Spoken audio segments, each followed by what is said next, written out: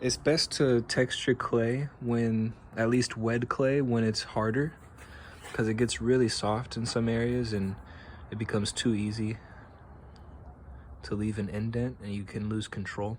So if you leave it to where it's not cracking, but it does have, you know, some toughness to it, it's not leaving a dent if I do that.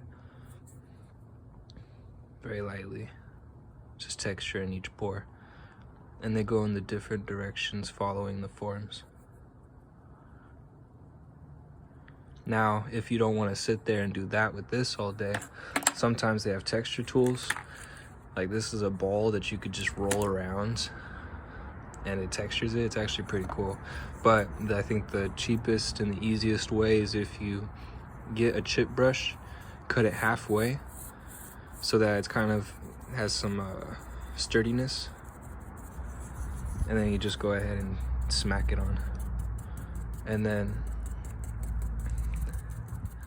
that will give you at least a good base to build up from if you want to go in. Because the thing with pores is that if you add more pores going in different directions, or just more pores on top of pores, it looks more realistic.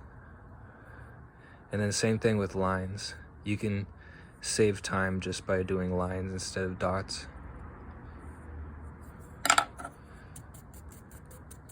And then going back over with the chip brush will knock it down again.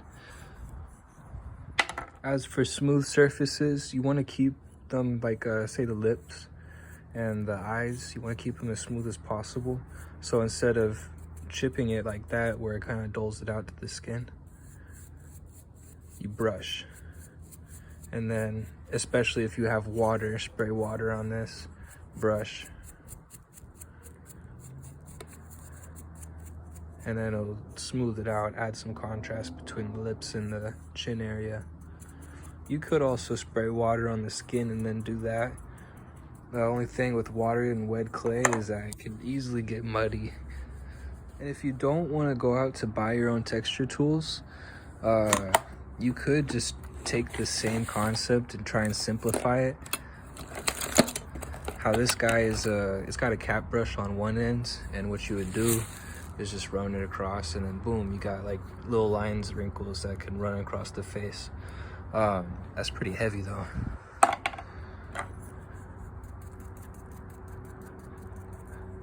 it's better. If you don't have the cap brush, you can get like just a bunch of needles and get a rubber band and then just gently go over the same thing. And all that does is now you're carving with however many needles you have instead of just one.